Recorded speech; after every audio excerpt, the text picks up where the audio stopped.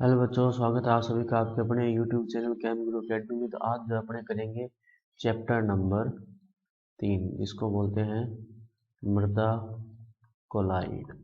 क्या बोलते हैं? मृदा कोलाइड। और एक बात ध्यान रखना कि कोलाइड रसायन जो है, कोलाइड रसायन है, कोलाइडल केमिस्ट्री जो उसके जनक है, कोलाइड रसायन के जो जनक माने जाते हैं वो है किसको? थॉमस ग्राहम को। और आपने हाफ ईयरली पेपर दिया, उसमें देखा भी होगा कि इससे रिलेटेड क्वेश्चन भी आया था। तो अगर अपने जनक के क्वेश्चन पूछे जाए ना, तो दो हैं इस चैप्टर में। एक तो है वी डोकुचेव, पिछले चैप्टर में अपने किया था। अगर वो नहीं किया है तो डिस्क्रिप्शन में प्लेलिस्ट दे रखी होगी, उसमें से आप जाकर देख सकते हो। तो एक तो था वी डोकुचेव, वी डोकुचेव। इसको तो बोलते हैं मृदा रसायन का जनक। क्या बोलते हैं? मृदा रसायन का जनक। और एक है कोलाइड रसायन का जनक, तो वो कौन है? Thomas Graham. अब बात ये आती है कि जो अपने होते हैं ये कोलाइड होते क्या हैं? तो कोलाइड से पहले अपने को एक और चीज पता होनी चाहिए, वो है क्रिस्टलॉइड। दो चीजें होती है, एक तो होता है कोलाइड। क्या होता है बच्चों?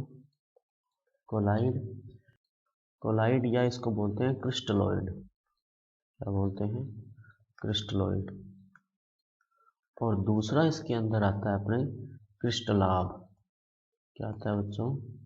क्रिस्टलाब। अब होते क्या हैं वो देखो, कोलाइड और क्रिस्टलाब। कोलाइड क्या होते हैं कि जो जंतु झिल्ली से विसरित नहीं होते, जंतु झिल्ली से विसरित नहीं होते।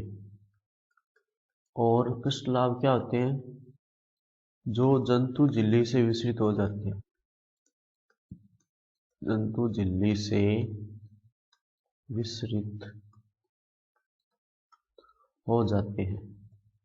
जो जंतु झिल्ली से विसरित हो जाते हैं वो तो क्या हो गए? क्रिस्टलाब। और जंतु झिल्ली से विसरित नहीं हुए वो क्या हुए? कोलाइड। एग्जाम्पल के लिए समझो, जैसे आपने सुना होगा कि गर्मियों में जब अपने को पसीना आ रहा होता है तो बहुत सारे, कई बार आपको ये सुनने में मिला होगा कि अब जो इलेक्ट्रोलाइट्स है उनका लॉस होगा। क्योंकि आपने देखा होगा कि जब गर्मियों में पसीना आता है तो पसीने के साथ साथ कुछ एक इलेक्ट्रोलाइट भी जो होते हैं उसके साथ घुलकर बाहर आ जाते हैं। लेकिन कभी आपने ये नहीं देखा होगा कि चमड़ी में से खून बाहर आ रहा हो। इसका मतलब क्या हुआ कि खून जो है एक तरह से, खून जो होता है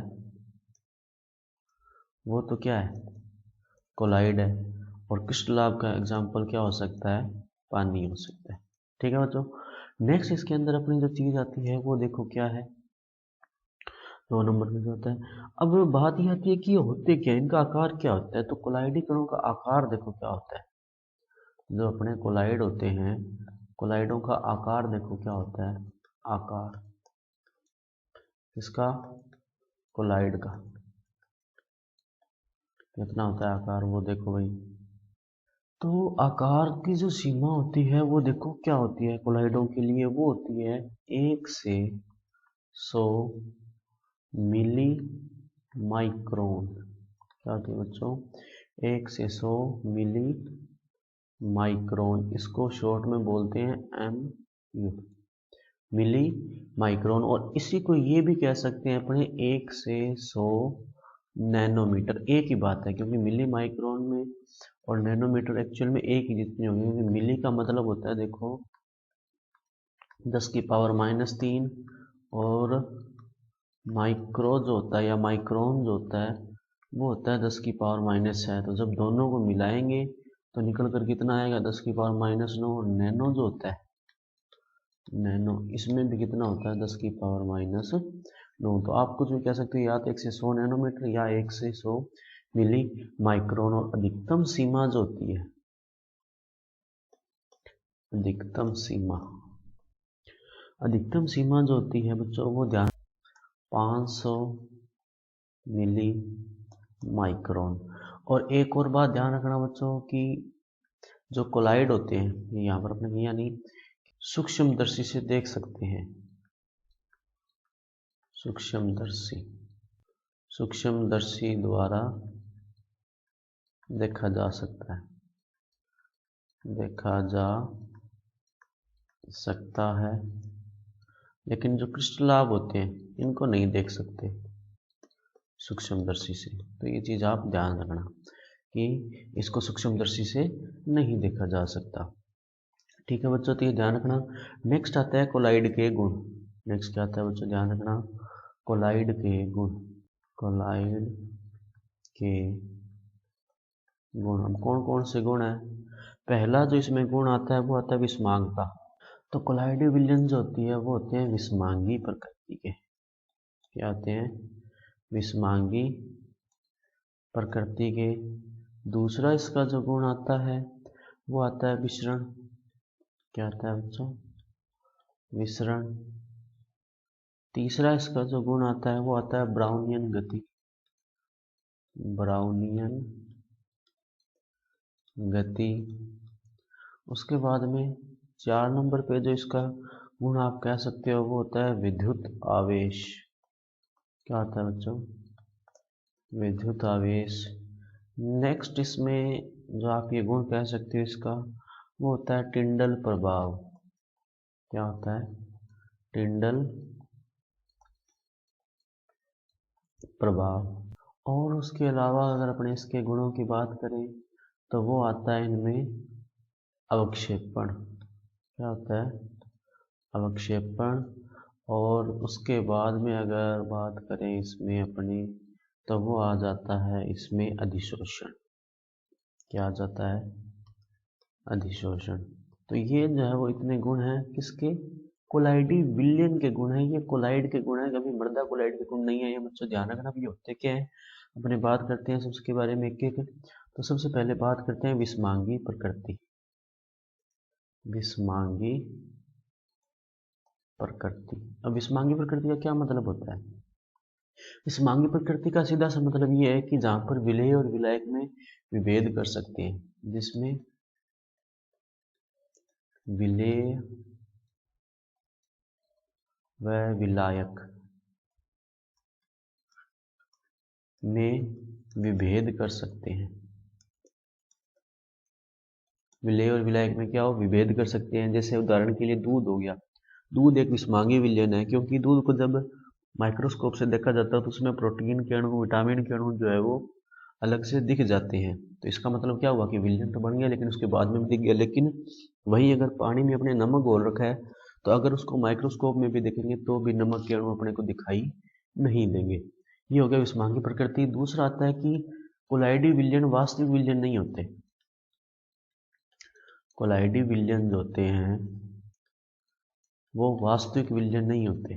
वास्तविक विलयन नहीं होते, क्योंकि वास्तविक विलयन जो होते हैं उनको अपने माइक्रोस्कोप से भी विलेय और विलायक में अलग अलग भेद नहीं कर सकते। जैसे नमक में, नमक घुला होता है पानी में, तो नमक अगर एक बार पानी में घुल गया तो वो वास्तविक विलयन हो गया। अब उसको आप चाहे माइक्रोस्कोप से देखो चाहे नग्न आंखों से देखो, उसमें आप घुलने के बाद में ये नहीं बता सकते कि नमक के अणु कहाँ है, मतलब वो अलग से नहीं दिख रहे होते। और एक और बात ध्यान रखना कि कोलाइड में 2 प्रावस्था होती है। कोलाइड जो होता है उसमें 2 प्रावस्थाएं होती है। क्या होती है? 2 प्रावस्था होती। कौन कौन सी है वो देख लो आप। कोलाइड विलयन में 2 प्रावस्थाएं होती है। एक तो होता है अपकीर्ण प्रावस्था। क्या होती है? अपकीर्ण प्रावस्था। और दूसरी होती है अपकीर्ण माध्यम।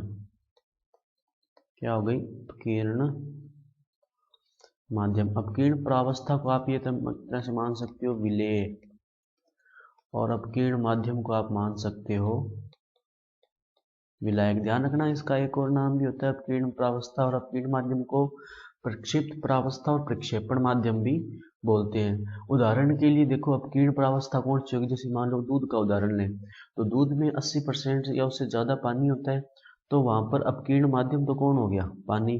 और अपकीर्ण प्रावस्था कौन सी होगी? दूध में जैसे वसा हो गया, उसमें लैक्टोज हो गया, या उसके अलावा अगर अपने बात करें प्रोटीन हो गया या मिनरल्स हो गए, वो सारे क्या हैं? अपकीर्ण प्रावस्था। और एक और बात ध्यान रखना कि अगर अपकीर्ण माध्यम जल है, अपकीर्ण माध्यम क्या है? जल है, तो उसको क्या बोलते हैं? हाइड्रोसोल। क्या बोलते हैं? हाइड्रोसोल बोलते हैं। कब? जब अपकीर्ण माध्यम क्या हो? जल हो। और अगर अपकीर्ण माध्यम क्या हो गया? द्रव। अगर अपकीर्ण माध्यम क्या हो गया, द्रव हो गया, तो उसको क्या बोला जाता है, सोल। और अगर अपकीर्ण माध्यम अल्कोहल हो गया, क्या हो गया, अल्कोहल, तो उसको बोलेंगे एल्कोसोल। क्या बोलेंगे, एल्कोसोल। इसी तरह अगर बेंजीन हो गया तो बेंजोसोल बोला जाएगा। तो ये हो गया विषमांगी प्रकृति का। उसके बाद में दूसरा आता है विसरण। विसरण मैंने बताया ही था। ये विसरण क्या होता है, विसरण जो होता है क्या होता है, देखो विसरण, विसरण का मतलब होता है अधिक सांद्रता से कम सांद्रता की ओर जाना। अधिक सांद्रता से कम सांद्रता की ओर जाना, कम सांद्रता की ओर जाना। भी कोई भी द्रव है उसका या कोई भी पदार्थ है उसका अधिक सांद्रता से कम सांद्रता की ओर गमन जो होता है या जाना होता है, वो क्या कहलाता है, विसरण कहलाता है। और ध्यान रखना कोलाइडी विलयन जो होते हैं वो विसरण नहीं दर्शाते। कोलाइड जो होते हैं, कोलाइड जो होते हैं वो विसरण नहीं दर्शाते। किसके थ्रू, अर्धपारगम्य झिल्ली के थ्रू।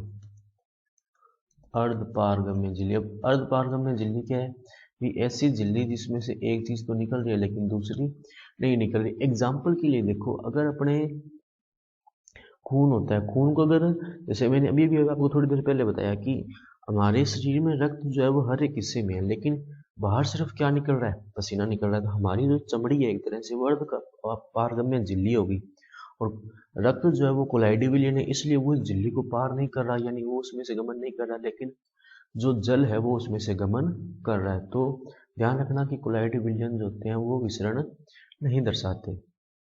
नेक्स्ट उसके बाद में अगला आता है अपने ब्राउनियन गति। ये थोड़ा सा इंपॉर्टेंट है, ध्यान रखना बच्चों। ब्राउनियन गति, ब्राउनियन गति क्या होती है कि कोलाइडी कण, कोलाइडी कणों की टेढ़े मेढ़े पथ पर गति, टेढ़े मेढ़े पथ पर गति क्या कहलाती है, ब्राउनियन गति। एग्जाम्पल के लिए देखो बच्चों, जैसे कोई कण है वो यहाँ से चला इधर गया, फिर इधर, फिर इधर, फिर इधर, फिर ऐसे, फिर ऐसे, फिर ऐसे, फिर इस तरह से, फिर इस तरह से, फिर इस तरह से, फिर ऐसे आ गया, फिर ऐसे चला गया, फिर ऐसे, फिर ऐसे, फिर ऐसे, फिर ऐसे, इस तरह से। जैसे यहाँ से ये इधर गया,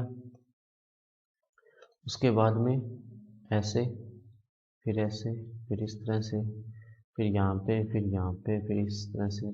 ये जो है वो लगातार क्या हो रहा है, टेढ़े मेढ़े पथ पर गति कर रहा है, इस तरह से, ये इस तरह से, उसके बाद में ये यहाँ पे, और लास्ट में यहाँ पे। तो ये क्या हो रहे हैं कि जो कोलाइडी कण है, जब इसको सूक्ष्मदर्शी से देखा जाता है, क्योंकि कोलाइडी कणों को सूक्ष्मदर्शी से देखा जा सकता है, तो ये क्या होते हैं, लगातार निरंतर जो है वो टेढ़े मेढ़े पथ पर गति करते रहते हैं। और इस टेढ़े मेढ़े पथ की जो गति है इसी को क्या बोलते हैं, ब्राउनियन गति। हालांकि सबसे पहले ब्राउनियन नाम के वैज्ञानिक ने इसकी जो है खोज की थी, इसलिए उसी के नाम पर इसको बोल दिया जाता है ब्राउनियन गति। और एक बात ध्यान रखना कि छोटा कण जो होता है, छोटे कण वो अधिक गति करते हैं, छोटे कण जो होते हैं वो अधिक गति करते हैं। और अगर बाई चांस आपको इसका कारण पूछा जाए कि कारण क्या है, तो वो है असंतुलित टक्करें, असंतुलित टक्कर। क्या कारण है बच्चों, ध्यान रखना, असंतुलित टक्कर होती है, जिसके कारण ये लगातार टेढ़े मेढ़े पथ पर गति करते रहते हैं। उसके बाद में ब्राउनियन गति के बाद में आता है विद्युत आवेश। क्या आता है बच्चों, विद्युत आवेश। अब विद्युत आवेश ध्यान रखना, कोलाइडी कण जो होते हैं, कोलाइडी कण सभी पर समान आवेश होता है, सभी पर समान आवेश,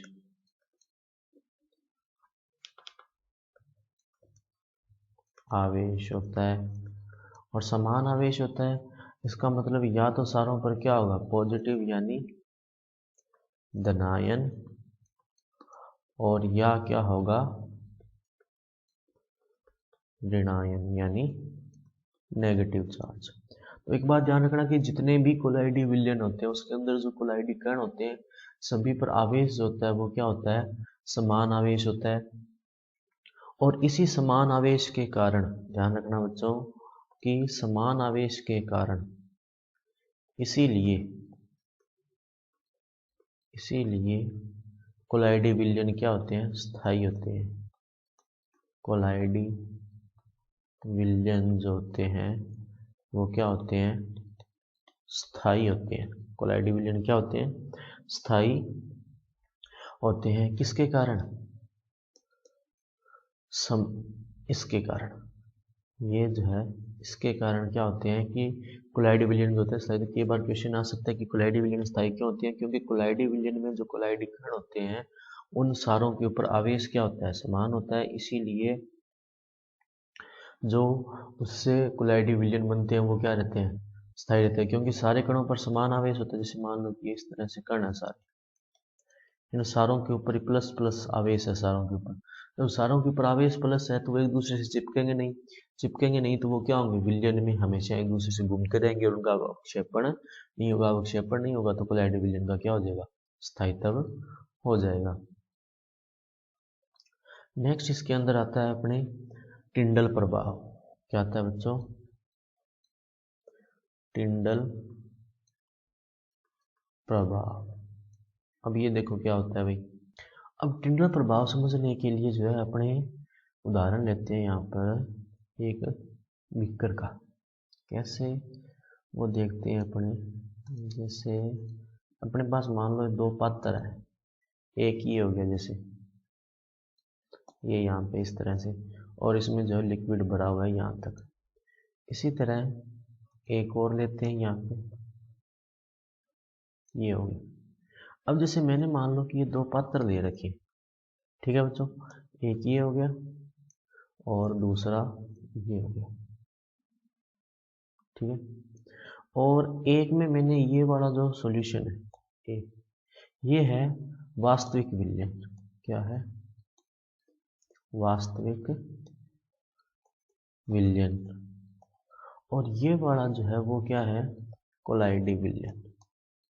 क्या है बच्चों, कोलाइडी विलयन। अब दोनों में क्या फर्क होगा वो देखो कि जब मैंने मान लो कोई लाइट टॉर्च ली, यहाँ पे इस तरह से टॉर्च लेते हैं अपने, जैसे अपने यहाँ पे इस तरह से एक ही हो गया इस तरह से, और इसको फिल कर देते हैं अपने मान लो इस कलर से, और इसके अलावा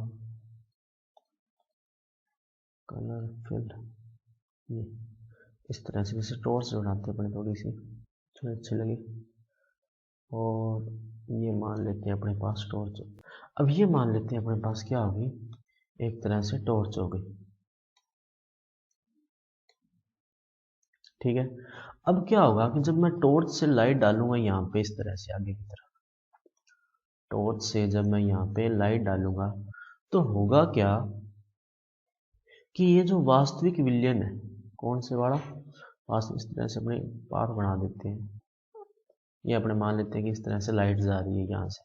तो क्या होगा बच्चों, ध्यान देना यहाँ पे कि जो वास्तविक विलयन है जब उसमें से लाइट गुजारी जाएगी, वास्तविक विलयन में से जब लाइट गुजारी जाएगी, ये मान लेते हैं बैटरी अपने पास, तो वास्तविक विलयन में से जब लाइट गुजारी जाएगी तो उस पर कोई भी प्रभाव नहीं पड़ेगा। लेकिन जब कोलाइडी विलयन में से लाइट गुजारी जाएगी तो कोलाइडी विलयन में से जहाँ से लाइट गुजरेगी उस लाइट का जो पथ है वो अपने को दिखाई देने लग जाएगा। लाइट का जो पथ है वो क्या होगा, दिखाई देने लग जाएगा। और इसी को क्या बोलते हैं अपने टिंडल प्रभाव, कि जब कोलाइडी विलयन में से प्रकाश को गुजारा जाता है तो प्रकाश का पथ दिखाई देने लगता है। इस प्रभाव को क्या कहते हैं, टिंडल प्रभाव, क्योंकि टिंडल नाम के साइंटिस्ट ने खोजा था। और इस प्रभाव का जो कारण होता है ना बच्चों, वो ध्यान रखना, इस प्रकाश का जो कारण होता है वो होता है, प्रभाव का कारण वो होता है प्रकाश का प्रकीर्णन। क्या होता है, प्रकाश का प्रकीर्णन। ध्यान रखना बच्चों कि इस टिंडल प्रभाव का जो कारण होता है, कई बार पूछा जाता है टिंडल प्रभाव का क्या कारण होता है, तो ध्यान रखना कि टिंडल प्रभाव का जो कारण होता है वो होता है प्रकाश का प्रकीर्णन। तो अपवर्तन प्रभाव की परिभाषा क्या हुई कि जब किसी कोलाइडी विलयन में से प्रकाश को गुजारा जाता है, प्रकाश पुंज को गुजारा जाता है, तो प्रकाश का पथ जो होता है वो दिखाई देने लगता है। इसको क्या कहते हैं अपने? टिंडल प्रभाव। नेक्स्ट इसमें अपने आता है टिंडल प्रभाव के बाद में जो अपने आते हैं वो आते हैं अधिशोषण और अवक्षेपण। अधिशोषण और अवक्षेपण, हालांकि इतने खास है नहीं, ये 5 मेन थे अपने। अधिशोषण, हाँ, अवक्षेपण जरूर अच्छा है। अधिशोषण जो होते हैं इसमें ध्यान रखना कि कोलाइड जो होते हैं, क्योंकि कोलाइड कणों का आकार छोटा होता है तो ये अच्छे अधिशोषक होते हैं। क्या होते हैं? अच्छे अधिशोषक होते हैं। और लास्ट में आता है अवक्षेपण। क्या आता है बच्चों? अवक्षेपण। अब एक बात देखो, अपने शुरुआत में बात की थी यहाँ पे कि सारे कोलाइडी कणों पर समान आवेश था, यानी या तो सारों पे प्लस होगा या सारों पे माइनस होगा। इसीलिए क्या होता है कि कोलाइड में जब अपने वैद्युत अपघट्य मिलाएंगे, वैद्युत अपघट्य मिलाएंगे तो कोलाइडी कणों का आवेश समाप्त होगा। कोलाइडी कणों पर आवेश जो है वो क्या हो जाएगा? समाप्त हो जाएगा। और कोलाइडी कणों पर आवेश समाप्त होने से क्या होंगे? कोलाइडी कण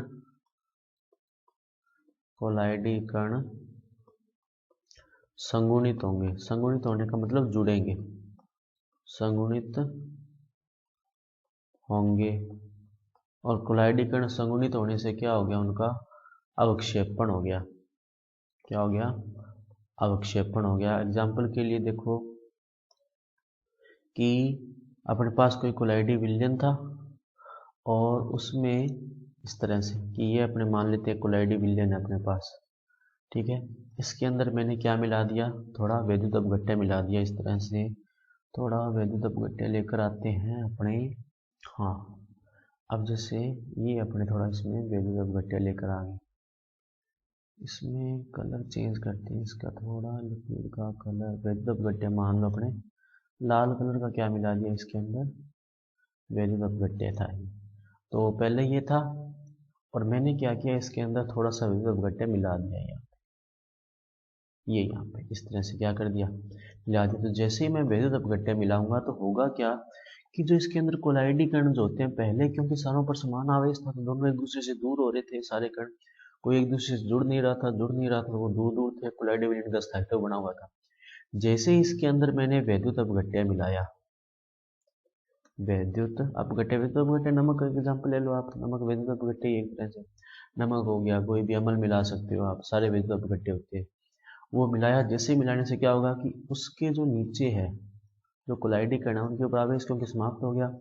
आवेश समाप्त होने से क्या हुआ कि सारा जो वैद्युत अपघट्य था वो नीचे आके क्या हो गया? जमा हो गया, जिसके कारण कोलाइडी विलयन का स्थायित्व क्या हो गया? समाप्त हो गया। तो अवक्षेपण में यही आता है कि कोलाइडी विलयन में अगर थोड़ी सी मात्रा में वैद्युत अपघट्य मिला दिया जाए तो उनका अवक्षेपण हो जाता है। एग्जाम्पल के लिए देखो आपकी जब हमारे चोट लगती है तो चोट लगती है कई बार, जैसे मान लो होता है ना, हमने शेविंग वगैरह जब करवाते हैं तो कट लग जाता है तो उसके ऊपर फिटकरी लगाई जाती है। उसका कारण क्या है कि रक्त जो है वो कोलाइडी विलयन है, और उस कोलाइडी विलयन में जब अपने फिटकरी मिलाते हैं तो फिटकरी एक तरह से वैद्युत अपघट्य है। उस वैद्युत अपघट्य मिलाने से उस रक्त का जो कि कोलाइडी विलयन है उसका अवक्षेपण हो जाता है। क्या हो जाता है बच्चों? अवक्षेपण हो जाता है। और अवक्षेपण होने से कारण क्या होता है? उसका थक्का बन जाता है।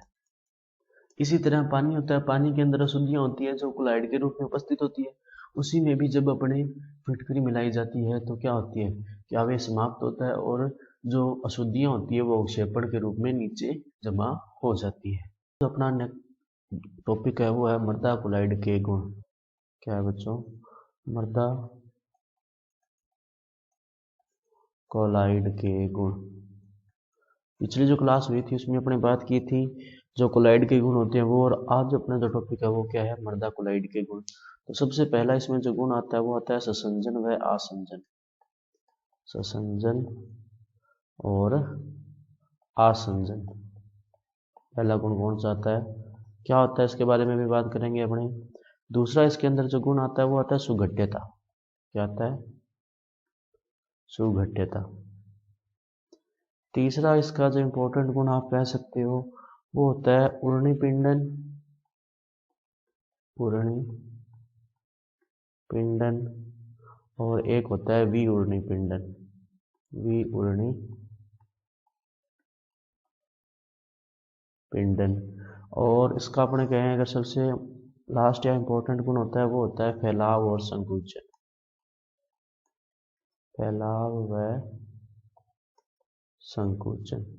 तो ये जो है वो 4 गुण है। तो बच्चों एक बात का ध्यान रखना कि क्वेश्चन ध्यान से पढ़ना है अपने को कि वो क्वेश्चन किसके पूछ रहा है, कि वो गुण जो है वो कोलाइड के पूछ रहा है या मृदा कोलाइड के पूछ रहा है। अगर मृदा कोलाइड के गुण पूछ रहा है तब तो ये 4 हो जाएंगे, और अगर वो कोलाइड के गुण पूछ रहा है तो अपने पिछली क्लास में किए थे वो हो जाएंगे। और अगर आपने पिछली क्लास नहीं देखी है तो उसकी जो प्लेलिस्ट है उसका लिंक जो डिस्क्रिप्शन में दिया होगा वहां से जाकर देख सकते हैं। तो सबसे पहले बात करते हैं अपने ससंजन और आसंजन की। ससंजन। ससंजन देखो बच्चों क्या होता है। ससंजन होता है समान प्रकार के अणुओं में आकर्षण। समान प्रकार के अणुओं में आकर्षण। अणुओं में आकर्षण, या इसको ऐसे भी कह सकते हैं कि समान गुण रखने वाले जो अणु हैं उनके बीच जो आकर्षण होता है उसको क्या कहा जाता है? ससंजन होता है। उदाहरण के लिए जैसे इसका एग्जाम्पल अगर अपने बात करें तो जैसे जल के अणु हो गए, या अगर इसकी बात करें अपने जो अमोनिया हो गया, अमोनिया के अणु हो गए, या कोई भी हो सकता है, जरूरी नहीं है, आप कोई भी एग्जाम्पल ले सकते हो। मतलब जिनके गुण जो समान हो या अणु समान हो उनके बीच में जो आकर्षण होगा उसको क्या कहेंगे? ससंजन। दूसरा है आसंजन। दूसरा क्या है बच्चों ध्यान देना? आसंजन। आसंजन क्या होता है? असमान अणुओं के बीच में जो आकर्षण बल होता है। असमान अणुओं के मध्य आकर्षण। असमान अणुओं के मध्य आकर्षण। एग्जाम्पल इसका जैसे जल व दीवार। जैसे जल को अपने दीवार पर फेंका तो उन जल के अणु और दीवार के बीच में जो आकर्षण बल होगा वो कौन सा होगा? आसंजन होगा। कई बार ऐसा होता है कि जल जो होता है दीवार पे चिपक जाता है, वहीं अगर दीवार पे मान लो कोई चिकनाई वाला पदार्थ लगा हुआ जैसे तेल वगैरह, तो जल जो है दीवार पे नहीं चिपकेगा, मतलब वहां पर आसंजन बल नहीं है। दूसरा इसके अंदर जो आता है वो आता है सुघट्यता।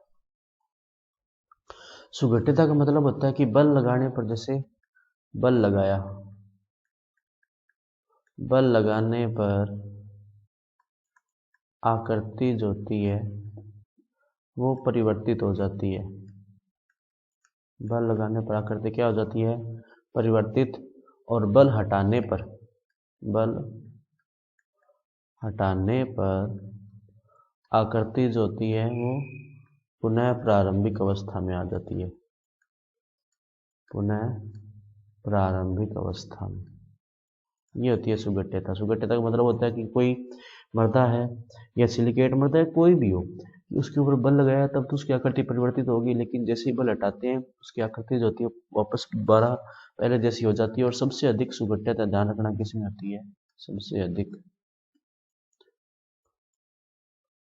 सुघट्यता जो होती है वो ध्यान रखना किसमें होती है बच्चों? मोंट मोरिलोनाइट में। किसमें होती है? मोंट मोरिलोनाइट के अंदर। इंपॉर्टेंट है ये ध्यान रखना कि सबसे अधिक सुघट्यता जो होती है वो सबसे ज़्यादा वो माउंट मोरिलोनाइट में होती है। अगर पूछी जाए सबसे कम वो किस में होती है? केओलिनाइट में। किसमें होती है बच्चों ध्यान रखना? केओलिनाइट। सबसे कम सुघट्यता जो होती है वो किसके अंदर होती है? केओलिनाइट के अंदर। उसके बाद में आता है उर्णिपिंडन और विउर्णिपिंडन। उर्णिपिंडन आता है पहले। उर्णिपिंडन का आप मतलब समझो एक तरह से अवक्षेपण से। क्या हो गया? अवक्षेपण किसका? कोलाइडी कणों का। कोलाइडी कणों का। अब होगा कैसे कि अपने को पता है कि जो मृत्तिका होती है, मृत्तिका के कणों पर आवेश ऋणावेश होता है। जैसे उसके अंदर कोई वैद्युत अपघट्य मिलाते हैं तो मृत्तिका के कण जो है आवेश या तो समाप्त हो जाएगा या आवेश क्या हो जाएगा, कम हो जाएगा, जिसके कारण क्या होंगे कि सारे जो कोलाइडी कण है वो आपस में मिलेंगे, एक गुच्छा बनाएंगे और नीचे बैठ जाएंगे। गुच्छा बनाएंगे तो होगा ऊर्ध्व पिंडन। क्या होता है कि मृत्तिका पर क्या होता है, ऋणावेश। मृत्तिका जो होती है उसके ऊपर क्या होता है, ऋणावेश होता है। और उस ऋणावेश में जब अपने वैद्युत अपघट्य मिलाते हैं, क्या मिलाते हैं, वैद्युत अपघट्य। वैद्युत अपघट्य मिलाने से क्या होगा, आवेश या तो समाप्त हो जाएगा, आवेश क्या हो जाएगा, या तो समाप्त हो जाएगा या क्या हो जाएगा, कम होगा, जिसके कारण मृत्तिका के जो कण है, मृत्तिका कण वो एक समूह बनाएंगे। मृत्तिका कण समूह बनाते हैं, समूह बनाते हैं और उनका क्या हो जाता है, अवक्षेपण। क्या हो जाता है, अवक्षेपण। और यही प्रोसेस क्या होती है, ऊर्ध्व पिंडन। और इसका विपरीत क्या हो गया, विऊर्ध्व पिंडन। विऊर्ध्व पिंडन में क्या होगा कि विऊर्ध्व पिंडन, ध्यान देना, विऊर्ध्व पिंडन जो है वो क्या होगा, देखो बच्चों, विऊर्ध्व पिंडन, विऊर्ध्व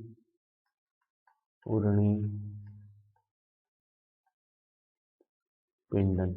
विऊर्ध्व पिंडन क्या होता है, समूह से, समूह यानी समुच्चय जो है, समूह से पुनः मृत्तिका, पुनः मृत्तिका कणों का बनना क्या होता है, विऊर्ध्व पिंडन। ध्यान रखना इसमें विऊर्ध्व पिंडन क्या हुआ कि ऊर्ध्व पिंडन तो ये हुआ कि पहली बात तो ये ध्यान देना कि जितने भी मृत्तिका कोलाइड है उन सारों पर ऋणावेश होता है। और पिछले क्लास में अपने पढ़ा था भी कोलाइडी विलयन जो होते हैं उन सारे कोलाइडी कणों पर आवेश समान होता है। तो जैसे ही वैद्युत अपघट्य मिलाते हैं आवेश या तो जीरो हो जाएगा या क्या हो जाएगा, आवेश कम हो जाएगा, जिसके कारण क्या होगा कि जो कोलाइडी कण है वो आपस में जुड़ेंगे और एक गुच्छा या समूह बना लेंगे। और उस समूह बनाने के कारण वो विलयन के जो अपना पात्र होगा उसके पैंधे में नीचे बैठ जाएंगे। लेकिन अगर वो बैठे हुए कण दोबारा मृत्तिका कणों के रूप में आ जाए, यानी वो दोबारा कोलाइडी रूप ले ले, तो उसको क्या कहा जाएगा, विऊर्ध्व पिंडन। नेक्स्ट जो है वो फैलाव व संकुचन। फैलाव व संकुचन वही है, फैलाव और दूसरा होगा संकुचन। फैलाव का मतलब है फूलना, फैलाव का मतलब क्या होता है, फूलना। और संकुचन का मतलब क्या होता है, सिकुड़ना। फैलाव का मतलब फूलना और संकुचन का मतलब क्या होता है, सिकुड़ना। तो जो मृदा होती है या मृत्तिका होती है, मृत्तिका कोलाइड होते हैं जो, वो जब जल के संपर्क में आते हैं तो वो फैल जाते हैं, और जब जल उनसे निकल जाए तो वो क्या होते हैं, सिकुड़ जाते हैं। ऐसा होता है क्यों, क्योंकि जब पानी आएगा तो आयतन बढ़ जाएगा तो फैलाव होगा, और जब पानी निकल जाएगा तो वो क्या होंगे, सिकुड़ जाएंगे। आपने देखा भी होगा जो बहुत ज़्यादा चिकनी मिट्टी होती है, लाल मिट्टी जिसको बोलते हैं, वहाँ पर क्या होता है कि पानी जब आता है तब तो सही रहते हैं, लेकिन जैसे ही पानी वहाँ से सूखता है उसमें बड़ी बड़ी दरारें पड़ जाती है। इसका मतलब क्या हुआ कि जब पानी आया तब तो फैलाव था, लेकिन पानी जैसे ही निकला उनका संकुचन हो गया। संकुचन के कारण क्या हुआ कि वहाँ पर जो आयतन है वो कम हुआ, जिसके कारण जो बीच में जो जगह थी वो जगह छोड़कर बीच में क्या बन गई, दरारें बन गई। अब एक इसमें बात ध्यान रखना कि ये गुण जो सबसे ज़्यादा होता है, सबसे ज़्यादा ये वाला दोनों ही गुण सबसे ज़्यादा किस में होते हैं, सबसे ज़्यादा किस में होते हैं, मोंट मोरिलोनाइट में, मोंट मोरिलोनाइट। सबसे ज़्यादा ये जो गुण होता है वो किस में होता है, मोंट मोरिलोनाइट में। और सबसे कम किस में होता है, ध्यान रखना बच्चों कि सबसे कम, सबसे कम ये किस में होता है, केओलिनाइट में। किस में होता है, केओलिनाइट में। सबसे कम किस में होगा ये गुण, ध्यान रखना, केओलिनाइट में। नेक्स्ट आता है इसमें मृदा कोलाइड का वर्गीकरण या मृदा कोलाइड के प्रकार। मृदा कोलाइड के प्रकार कह लो आप या वर्गीकरण कह लो, एक ही बात है। चाहे तो वर्गीकरण कह लेना, चाहे प्रकार कह लेना, एक ही बात होती है। अब होते क्या है ये वो देखो। तो ध्यान देना बच्चों कि मृदा कोलाइड जो होते हैं वो दो प्रकार के होते हैं, एक तो कार्बनिक, दूसरे अकार्बनिक। एक तो क्या होते हैं अकार्बनिक,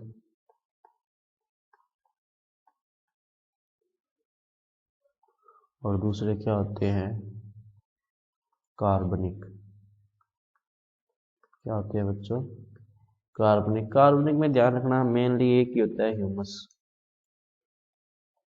क्या होता है ह्यूमस। अकार्बनिक में दो हो जाते हैं। फिर अकार्बनिक में दो प्रकार के कौन कौन से हैं वो भी आप देख लो।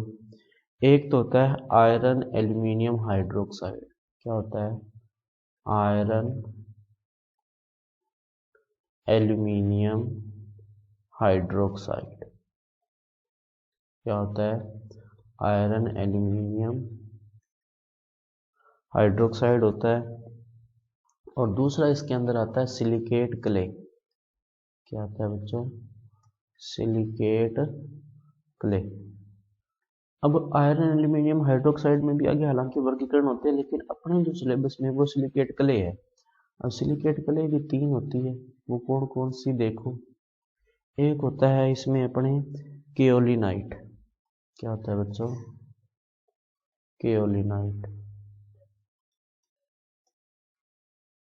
दूसरा इसके अंदर आता है मोंट मोरिलोनाइट। मोंट मोरिलोनाइट।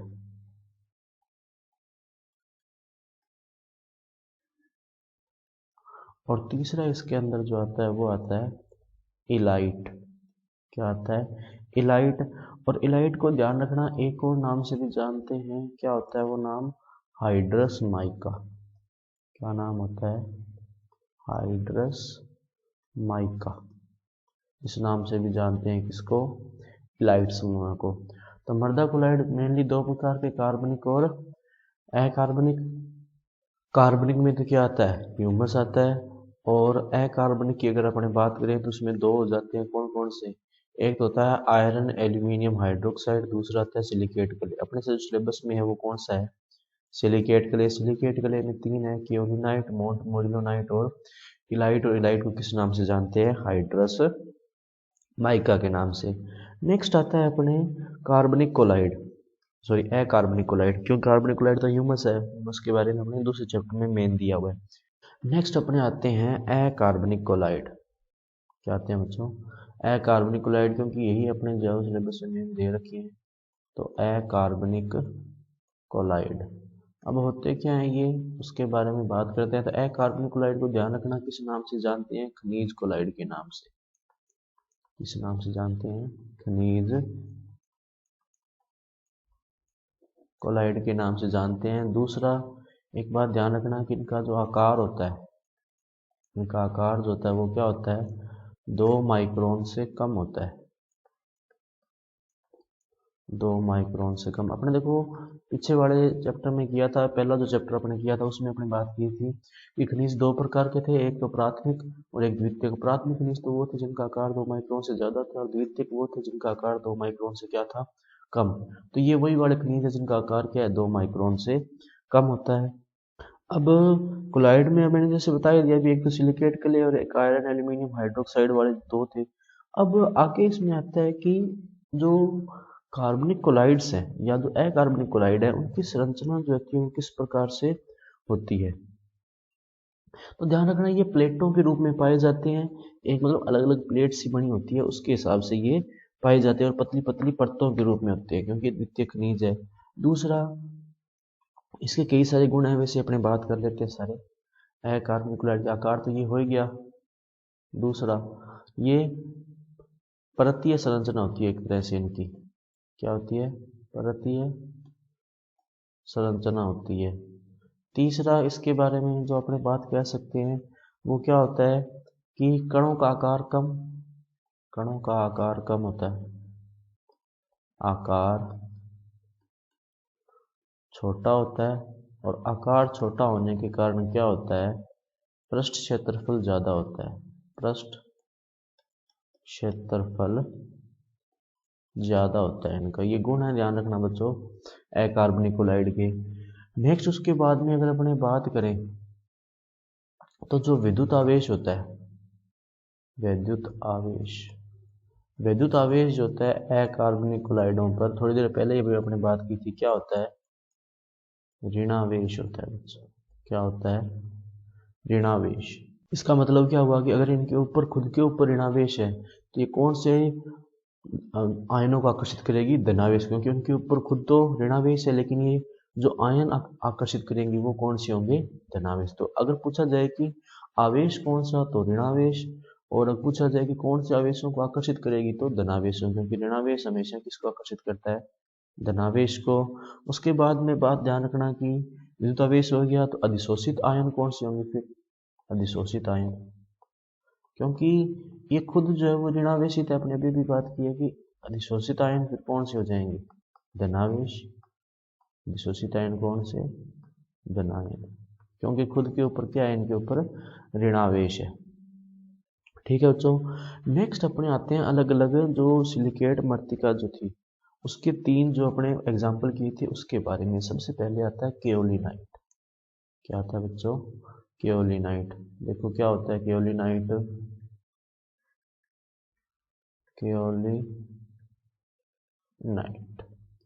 तो सबसे पहले इसके बारे में बात ध्यान रखना, इसमें एक परत जो होती है, एक परत वो किसकी होती है, सिलिका, मतलब SiO2, और एक परत जो होती है वो किसकी होती है, एल्यूमिना की। किसकी होती है बच्चों, ध्यान रखना, एल्यूमिना यानी Al2O3।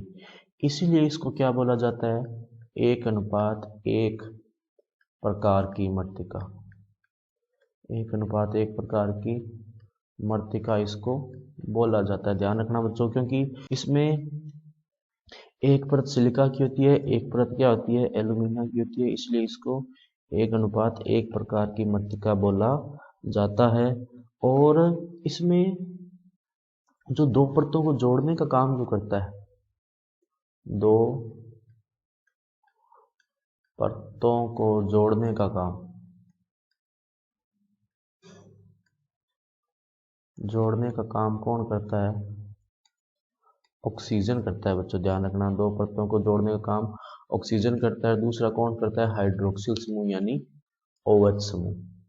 और इसके बाद में नेक्स्ट इसमें आता है कि इसका सूत्र क्या होता है।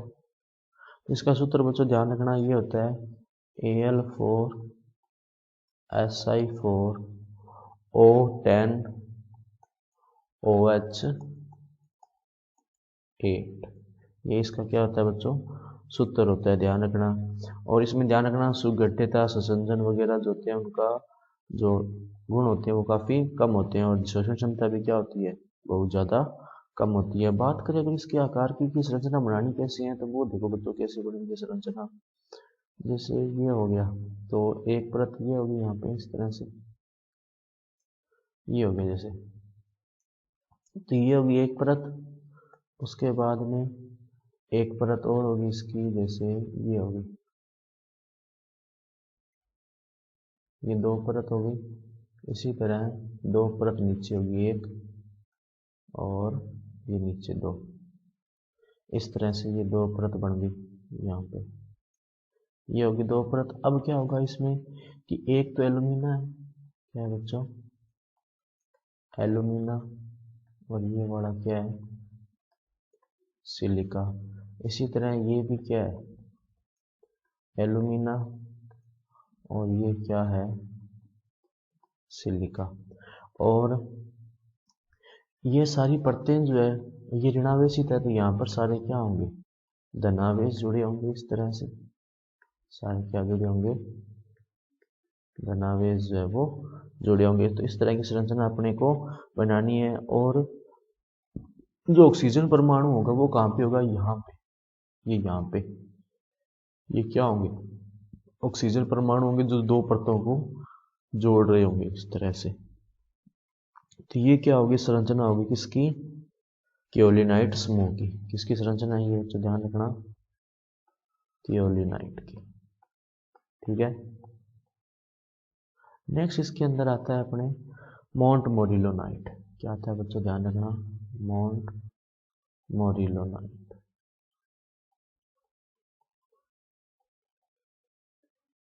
मोंट मोरिलोनाइट। अब मोंट मोरिलोनाइट में ध्यान रखना कि कई बार कुछ मतलब है तो बहुत ही बेसिक सा क्वेश्चन, लेकिन कई बार पूछ लेते हैं कि मोंट मोरिलोनाइट में खनिज कौन सा। ध्यान रखना, मोंट मोरिलोनाइट में जो खनिज होता है वो मोंट मोरिलोनाइट ही होता है। ठीक है। अब मोंट मोरिलोनाइट खनिज ही हो गया। इसमें ये ध्यान रखना आप, इसमें जो होता है वो दो जो होती है वो सिलिका की परत होती है। दो परत क्या होती है, सिलिका की। पीछे वाले में तो एक थी, यहाँ पर दो परत किसकी होती है, सिलिका। सिलिका यानी SiO2। और एक परत जो होती है, एक परत वो एलुमिना की होती है। इसकी होती है बच्चों, ध्यान रखना, एलुमिना। एलुमिना यानी Al2O3।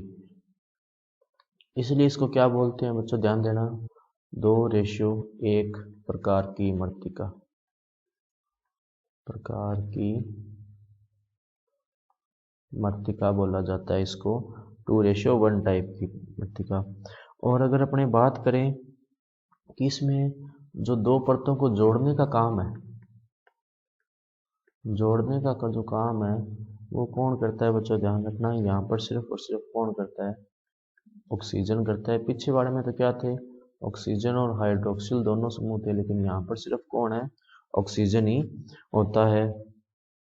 नेक्स्ट इसमें अगर अपने बात करें तो इसका जो सूत्र होता है, ध्यान देना, इसका जो सूत्र होता है वो क्या होता है, Al4Si8O20 और OH4। अब ना आप इन दोनों कंपैरिजन करके देखो दोनों के फॉर्मूलाज को, कि यहाँ पे क्या है, Al4Si4O10OH8। क्यों, क्योंकि यहाँ पर 1:1 की है, कि जितना एल्यूमिनियम है उतना ही क्या है, सिलिका है। इसी तरह से चल रहा था ये। और दो परतों को जोड़ने का काम कौन कर रहा था, ऑक्सीजन और OH। लेकिन यहाँ पर देखो आप कि सिलिका की परत जो है वो 2 गुनी हो गई, तो यहाँ पर सिलिकॉन भी 4 से बढ़कर 8 हो गए, ऑक्सीजन भी 10 से बढ़कर कितने हो गए, 20 हो गए। लेकिन जोड़ने का काम सिर्फ और सिर्फ ऑक्सीजन कर रहा है, OH नहीं है। तो OH की संख्या पहले वाले की तुलना में क्या हो गई, आधी हो गई। तो ये क्या हो गया, सूत्र हो गया। इसको आप इस तरह से जो है वो याद कर सकते हो, क्योंकि ये 2:1 की है, तो एल्यूमिनियम तो उतना ही है, लेकिन सिलिका जो है वो क्या हो गई, डबल हो गई। और OH क्योंकि ग्रुप जोड़ने के लिए है नहीं, तो वहाँ पर OH कितने हो जाएंगे, 4 हो जाएंगे। नेक्स्ट अपने बनाते हैं इसकी संरचना। तो देखो भाई संरचना कैसे बनेगी, इसमें इसने बताया दिया अभी 2 परत सिलिका की है, तो 2 परत अपने को किसकी बनानी है, सिलिका की। इस तरह से ये हो गई। अब करना क्या है इसमें, वही एक 2 परत सिलिका की है, तो यहाँ पर SiO2, यहाँ पर बीच में क्या आएगा, Al2O3 यानी एलुमिना, यहाँ पर फिर क्या आ जाएगा, SiO2। इसी तरह यहाँ पर भी क्या हो गया, SiO2 सिलिका, यहाँ पर क्या हो गया, Al2O3, और यहाँ पर क्या हो गया, SiO2। ये हो गया। और यहाँ पर सारों पे क्या होगा, प्लस होगा, इस तरह से। यहाँ पर भी क्या होगा, प्लस होगा। और यहाँ पे अगर अपने बात करें तो ये जो बीच में यहाँ पर क्या होंगे, ऑक्सीजन परमाणु होंगे जो 2 परतों को जोड़ने का काम कर रहे होंगे इस तरह से। तो यहाँ पर क्या होंगे, सारे ऑक्सीजन परमाणु होंगे। और ये अपन कह सकते हैं कि प्रसार, ये दूरी है, मतलब ये संकुचन या फैलाव कर सकते हैं। आपने पढ़ा था ना अभी संकुचन और फैलाव। तो पानी जब आएगा तब इनके बीच की दूरी बढ़ जाएगी, पानी जब नहीं होगा तो इनके बीच की दूरी क्या हो जाएगी, कम हो जाएगी। इस तरह से ये क्या बन जाएगा, सूत्र बन जाएगा। ये यहाँ पे लिख देना भी, दनायन विलयन। क्या हो गया, दनायन विलयन इन द सेंस कि ये दनायन जो है एब्जॉर्ब करके बैठा हुआ है। तो ये जो है इसका क्या हो गया, सूत्र हो गया। की क्रिस्टलीय इकाई का। तीसरा जिसमें आता है वो आता है अपने इलाइट। क्या आता है बच्चों? इलाइट। तो क्या होता है इलाइट? इसमें भी देखो आप, ये इलाइट में भी क्या होता है कि इस इलाइट को अपने अभी भी पढ़ा था, हाइड्रस माइका बोला था अपने। देखो पीछे जो अपने वर्गीकरण किया था वहां पर आया था ये इलाइट को क्या बोला था? Hydrous mica. तो ये बात ध्यान रखना, इलाइट को क्या बोलते हैं? Hydrous mica. क्या बोला जाता है? हाइड्रस माइका बोला जाता है। अच्छा, इसमें होता क्या है वो देखो भाई, इलाइट में पहली बात तो इसमें भी वही बात होती है कि दो परतें जो होती है वो किसकी होती है? सिलिका की। और एक परत किसकी होती है? एल्यूमिना की। तो दो परत किसकी? सिलिका। और एक परत किसकी? एक परत किसकी होती है? एल्यूमिना की। ठीक है बच्चों, ध्यान रखना, एक परत किसकी होती है? एल्यूमिना की होती है। इसीलिए इसको क्या बोलते हैं? 2:1 प्रकार की मृत्तिका। क्या बोला जाता है? 2:1 टाइप की मृत्तिका इसको बोला जाता है। और इसमें वही बात है, अभी बीच में तो एक परत किसकी होगी? एल्यूमिना की होगी, और दोनों तरफ क्या होगी? सिलिका की होगी। और इसका कणों का आकार जो होता है वो पोटेशियम से बड़ा होता है, और मोंट मोलिब्डेनाइट से बड़ा होता है। और एक इसमें बात ध्यान रखना, इसमें दो इकाइयों के मध्य पोटेशियम पाया जाता है, कि दो क्रिस्टल इकाइयों के मध्य, क्रिस्टल इकाइयों के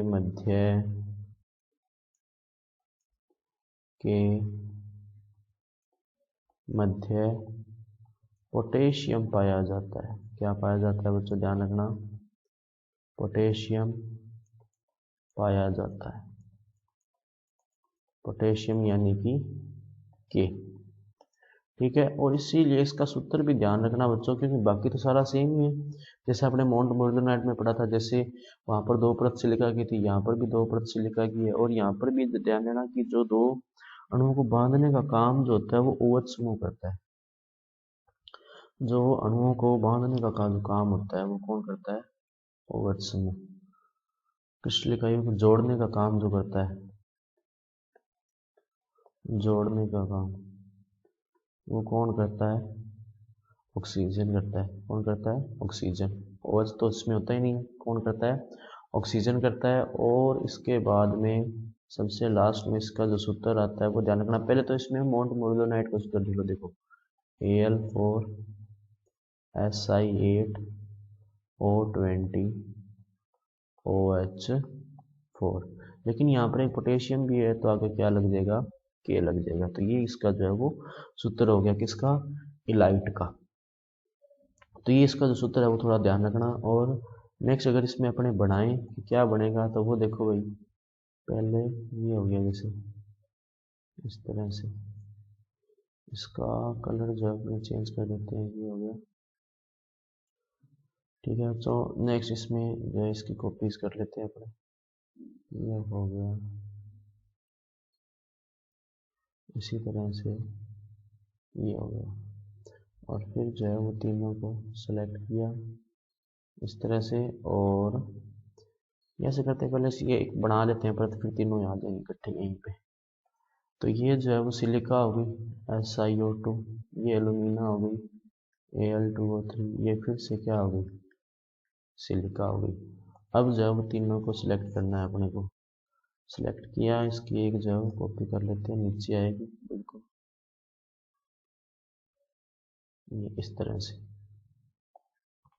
ये हो गया। इसमें भी वही बात है कि दो परतों के बीच में क्या आता है? यहाँ पे पोटेशियम आता है बच्चों। ध्यान रखना कि दो परतों के बीच में क्या आ रहा होता है? पोटेशियम। और इन तीनों वाली साइड पे क्या होगा? प्लस होगा, नो डाउट। क्या होगा?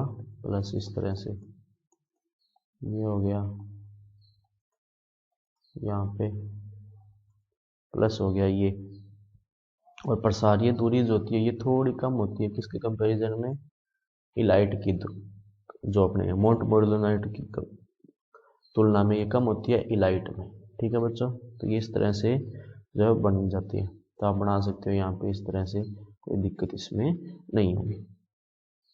तो इसमें जो कई बार जो है बच्चों को फॉर्मूला में दिक्कत होती है। तो सबसे पहले देखो अपने पढ़ते हैं केओलिनाइट के बारे में, अपने इसको जो कंफ्यूजन को थोड़ा दूर करते हैं। केओलिनाइट, उसके बाद में मॉन्ट मोरिलोनाइट, मॉन्ट मोरिलोनाइट, और तीसरा इसके अंदर है इलाइट। तो केओलिनाइट में एक जो थी वो सिलिका थी और एक क्या थी, एल्यूमिना थी। मॉन्ट मोरिलोनाइट में क्या थी, 2 सिलिका थी और एक जो है वो क्या था, एल्यूमिना।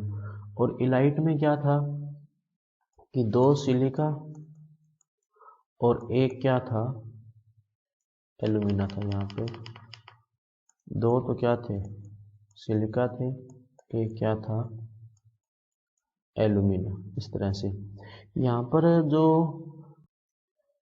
बांधने का जो काम कर रहा था वो कौन कर रहा था, ऑक्सीजन और OH।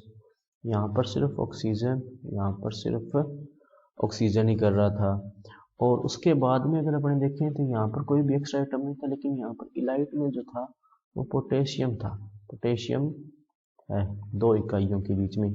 अब केओलिनाइट का सूत्र क्या होगा बच्चों, देखना Al4, क्योंकि जितना Al होगा उतना ही क्या होगा, सिलिका होगा। Al4Si4O8, क्योंकि सूत्र तो SiO2 है ना, तो जितने सिलिकन उससे डबल क्या होंगे, उससे 2 गुना क्या होंगे, ऑक्सीजन होंगे। और दोनों को बांधने का काम कौन कर रहा है, OH। तो OH भी कितने हो जाएंगे, यहाँ पे अपने पढ़ा था कितने थे, OH 8 थे। लेकिन एक और चीज देखो, अब मैंने यहाँ पे तो 8 लगा दिया, लेकिन ध्यान दो ये सिर्फ सूत्र के आएंगे। देखना अभी सूत्र लिखा था अपने, 2 परतें बढ़ाएंगे। देखना ध्यान से कि एक परत सिलिका की थी, एक परत एल्यूमिना की थी, फिर उसके नीचे एक परत सिलिका की, एक परत एल्यूमिना की। तो 4 तो क्या हो गए, सिलिकन, 4 क्या हो गए, एल्यूमिनियम। और 4 सिलिकन जब आ रहे हैं तो ऑक्सीजन कितने हो गए, 8। लेकिन 2 ऑक्सीजन जो है वो बांधने में भी तो काम आ रहे हैं। तो ऑक्सीजन जो ओवरऑल आएंगे वो कितने आएंगे बच्चों, ध्यान देना, 10। यहाँ पर टोटल ऑक्सीजन जो आएंगे वो कितने आएंगे, 10 आएंगे। वो देखो कैसे, इस तरह से।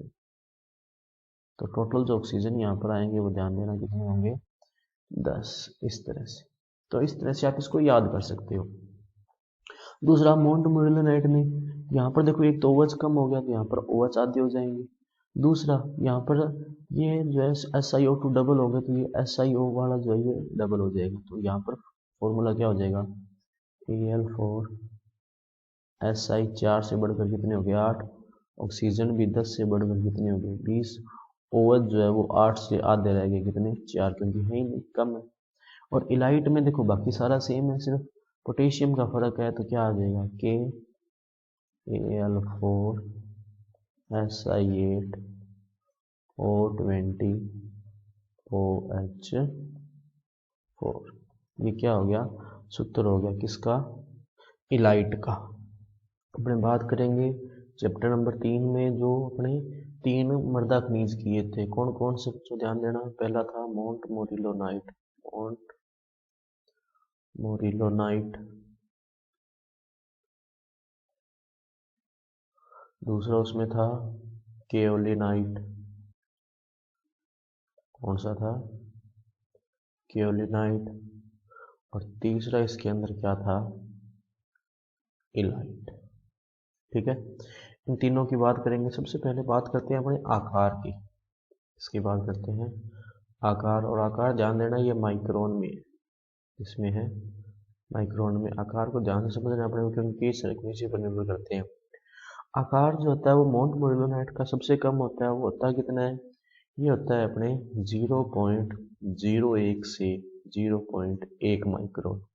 वहीं अगर अपने बात करें केओलिनाइट की, तो केओलिनाइट का आकार जो होता है वो अपने कह सकते हैं कि लगभग 1 से 5 माइक्रोन होता है। कितना होता है, हालांकि बुक में ध्यान देना बच्चों की 0.1 दिया हुआ तो अपने उतना ही मान कर चलेंगे, 5.0 माइक्रोन। और वहीं अगर अपने बात करें इलाइट की, तो इलाइट का जो आकार होता है, जिस जहाँ पर माउंट मोरिलोनाइट का खत्म हो रहा था वहाँ से शुरू होता है इलाइट का, 0.1 से लगभग 2 माइक्रोन। ये इसका क्या होता है, आकार होता है। आकार किसमें दिया हुआ है, माइक्रोन में। दूसरा इसके अंदर जो गुण आता है वो आता है आकृति। आकृति हालांकि कोई खास है नहीं इसमें, आकृति में बस आपको ये इसी के एक का ही ध्यान रखना है, किसका, केओलिनाइट का, कि ये षटकोणीय आकृति का होता है। किस आकृति का, षटकोणीय। बाकी अगर इन दोनों का पूछा जाए तो ये अनियमित होता है और ये वाला भी क्या होता है, अनियमित। ठीक है, इस तरह से। तो ये हो गया। नेक्स्ट अगर अपने बात करें पृष्ठीय क्षेत्रफल की, पृष्ठ क्षेत्रफल। नेक्स्ट अगर अपने बात करते हैं यहाँ पे पृष्ठ क्षेत्रफल की, यानी सरफेस एरिया की, तो माउंट मुरलीधरनाइट का क्योंकि आकार सबसे कम है तो पृष्ठीय क्षेत्रफल सबसे ज्यादा, सबसे अधिक। केओलिनाइट का आकार सबसे बड़ा है तो पृष्ठीय क्षेत्रफल सबसे कम। पृष्ठीय क्षेत्रफल क्या होता है, सबसे कम। और इसमें अपने ये कह सकते हैं कि मध्यम होता है, ना ही तो बहुत ज्यादा होता है ना ही बहुत कम होता है। उसके बाद में अच्छा होता कितना है वो देख लो आप। पृष्ठीय क्षेत्रफल जो सबसे ज्यादा माउंट मुरलीधरनाइट का होता है वो कितना होता है, लगभग 700 से 800। और इसकी इकाई भी ध्यान रखना, मीटर स्क्वायर प्रति ग्राम। मतलब 1 ग्राम अगर माउंट मुरलीधरनाइट ले रहे हैं तो उसका जो पृष्ठीय क्षेत्रफल होगा वो कितना होगा, लगभग 700 से 800 मीटर स्क्वायर। पर्सपेक्टिव के लिए मैं बता देता हूँ आपको, ये लगभग आप मान के चलो कि ये 700 से 800 बोल रहे हैं ना ये, तो ये लगभग 28 मीटर इंटू 28 मीटर के अराउंड जो इसका एरिया रहेगा, ये ध्यान रखना इसका। और केओलिनाइट का सबसे कम होता है, और होता कितना है, लगभग 5 से 20 कितना मीटर स्क्वायर प्रति ग्राम। और इलाइट का कितना होता है बच्चों, ध्यान देना, लगभग 100 से 200। तो माउंट मुरलीधरनाइट का पृष्ठीय क्षेत्रफल क्या होता है, सबसे ज्यादा। जिसका पृष्ठीय क्षेत्रफल ज्यादा होगा उसकी धनायन विनिमय क्षमता भी ज्यादा होगी। अगला जो इसमें गुण आता है वो कौन सा है, धनायन विनिमय क्षमता। गुण जो आता है अगला कौन सा है, धनायन विनिमय क्षमता। धनायन विनिमय क्षमता, यानी शॉर्ट में इसको बोलते हैं CEC। माउंट मुरलीधरनाइट का पृष्ठीय क्षेत्रफल सबसे ज्यादा है तो धनायन विनिमय क्षमता क्या होती है इसकी, सबसे अधिक। धनायन विनिमय क्षमता क्या होगी, सबसे अधिक होगी। और होती कितनी है, लगभग 60 से 100। कितनी होती है बच्चों, ध्यान देना, 60 से 100 सेंटीमोल पर केजी। केओलिनाइट की सबसे कम होती है, कितनी होती है, लगभग 3 से 15। सबसे कम है, सबसे कम। और वही बात करें इलाइट की तो इसकी मध्य होती है, और होती कितनी है वो भी ध्यान देना, ये होती है लगभग 20 से 40 सेंटीमोल केजी इनवर्स। अब जिसकी धनायन विनिमय क्षमता ज्यादा होगी उसकी ऋणायन विनिमय क्षमता क्या होगी, कम। तो नेक्स्ट इसमें आता है अपने ऋणायन विनिमय क्षमता। इसी में कौन सा आता है, ऋणायन विनिमय क्षमता। और ऋणायन विनिमय क्षमता ध्यान रखना, जिसकी धनायन विनिमय क्षमता सबसे ज्यादा उसकी ऋणायन विनिमय क्षमता सबसे कम। ऋणायन विनिमय क्षमता क्या होती है, सबसे कम। इसकी ऋणायन विनिमय क्षमता क्या होगी, सबसे ज्यादा। और इलाइट जो होता है, इलाइट की ऋणायन विनिमय क्षमता क्या रहेगी, मध्यम या मध्य। ठीक है बच्चों, नेक्स्ट अपने इसमें बात करते हैं, जैसे ये पीछे वाला एक बार इसकी कॉपी कर लेते हैं अपने, ये हो गया, इसकी कॉपी कर लेते हैं, इसकी कॉपी हो गई। और इसमें अपने ये आकार वाला पढ़ा रहने देते हैं, ये इतना यहाँ से माइनस कर देते हैं अपने, ये वाला जो ये माइनस कर दिया अपने, ये इतना हो रहेगा क्या, इसको भी क्या कर लेते हैं, साइड में कर देते हैं अपने। आकार हो गया, अब अगर अपने बात करें पृष्ठीय क्षेत्रफल की, तो पृष्ठीय क्षेत्रफल कर चुके हैं अपने। अगर इसी तरह अपने नेक्स्ट इसमें बात करें आंतरिक पृष्ठीय क्षेत्रफल, आंतरिक क्षेत्रफल या आंतरिक पृष्ठीय क्षेत्रफल, आंतरिक पृष्ठ क्षेत्रफल की बात करें तो ध्यान रखना ये भी मोंट मोइलोनाइट का क्या होता है, अधिकतम। मोंट मोइलोनाइट का क्या होता है, अधिकतम। केओलिनाइट का क्या होता है, न्यूनतम। और इसका क्या होता है, मध्यम, यानी इन दोनों के बीच का। वहीं अगर अपने बात करें जो अपने बाह्य पृष्ठ है वो तो हो ही गया, बाह्य पृष्ठ और आंतरिक पृष्ठ दोनों ही उच्च होते हैं इसमें। नेक्स्ट अगर इसमें बात करें जो सुघट्यता, ध्यान देना 3 गुण होते हैं, ससंजन, ससंजन, सुघट्यता, ससंजन, सुघट्यता, और तीसरा इसमें आता है बच्चों ध्यान देना फैलाव। तीसरा गुण कौन सा आता है, फैलाव।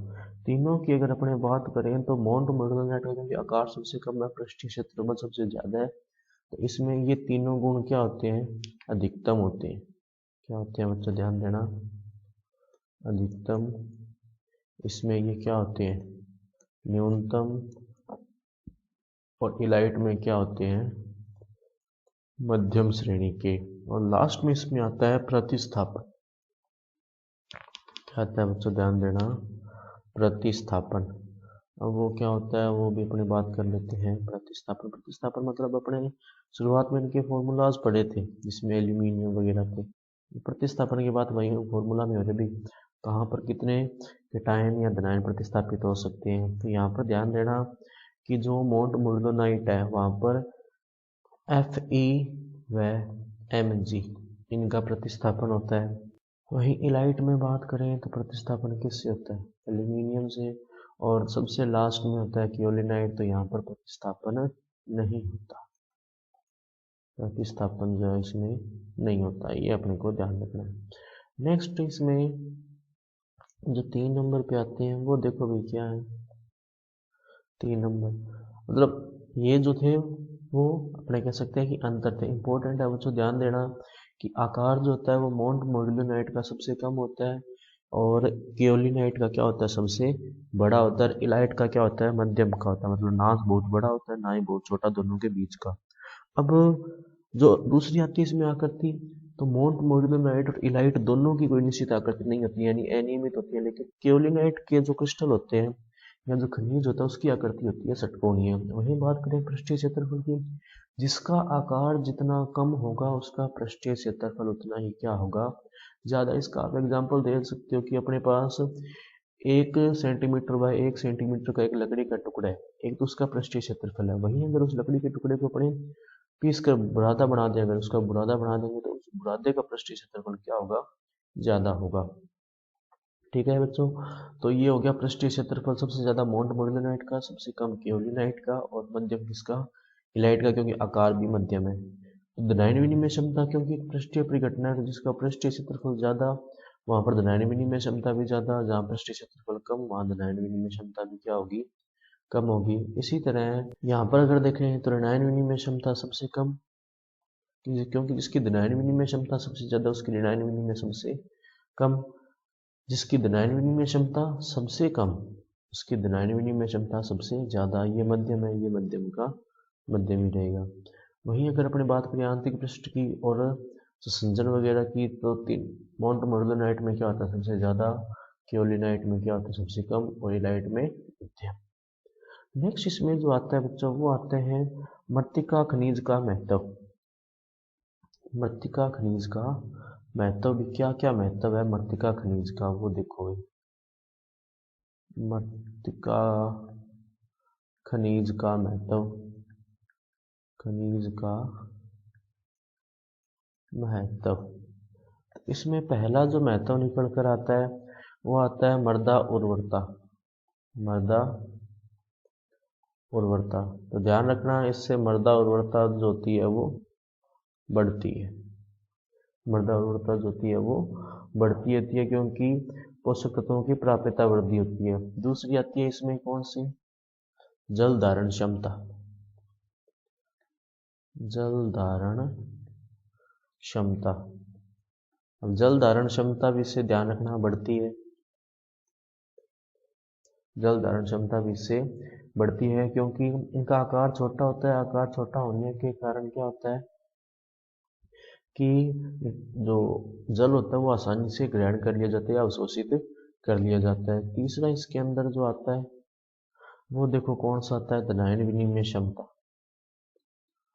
धनायन विनिमय क्षमता तीसरा जो इसमें आता है वो कौन सा आता है, धनायन विनिमय क्षमता। ये भी ध्यान रखना पड़ती है क्योंकि अपने अभी बात की है कि जैसे जैसे क्रिस्टल का आकार कम होता है वैसे वैसे पृष्ठीय क्षेत्रफल बढ़ता है, और अगर पृष्ठीय क्षेत्रफल बढ़ रहा है तो धनायन विनिमय क्षमता भी बढ़ेगी। नेक्स्ट इसके बाद में आता है अपने पोषक तत्व। पोषक तत्व तो ध्यान रखना पोषक तत्वों की मात्रा भी बढ़ती है और पोषक तत्वों की प्राप्यता भी बढ़ती है। और नेक्स्ट आता है पोषक तत्वों का भंडारण। पोषक, क्या नाम था इसका, पोषक लिख दिया इसको अपने, पोषक तत्वों का भंडारण। पोषक तत्वों का भंडारण। पोषक तत्वों का भंडारण तो ये भी ध्यान रखना पोषक तत्वों का भंडारण बढ़ता है इससे, क्योंकि इसमें खुद में काफी सारे पोषक तत्व पाए जाते हैं और मृत्तिका किस तरह क्योंकि ऋणात्मक होती है तो उस पर कई सारे पोषक तत्व बढ़ जाते हैं। और लास्ट इसमें अपने कह सकते हैं वो आता है बंधक प्रभाव, एक तरह से बाइंडिंग इफेक्ट। बंधक प्रभाव का मतलब है कि मिट्टी के कणों को बांध के रखने की क्षमता। तो मिट्टी के कणों को अगर बांध के रखेंगे तो क्या होगा कि जो बहुत महीन आकार वाली मिट्टी, जैसे चिकनी मिट्टी होती है या सफेद मिट्टी जो होती है वो बहुत बारीक होती है पाउडर की जैसे, तो इसमें अगर मृत्तिका खनिज ज्यादा जाएंगे तो वो उसकी जो संरचना है वो क्या हो जाएगी, दानेदार हो जाएगी। बच्चों ध्यान रखना क्या हो जाएगी, दानेदार। ये हो गया अपने। नेक्स्ट अपने इसके अंदर आता है कार्बनिक मृदा कोलाइड। क्या आता है, कार्बनिक मृदा कोलाइड। क्या आता है बच्चों, ध्यान देना, कार्बनिक मृदा कोलाइड। अभी क्या होते हैं वो देखो, कार्बनिक मृदा कोलाइड मेनली होता है ह्यूमस। अपने शुरुआत में जब ये चैप्टर किया था तब भी बात की थी भी मृदा कोलाइड होते हैं वो दो होते हैं, कार्बनिक और अकार्बनिक। कार्बनिक में अपने बात की थी ह्यूमस की।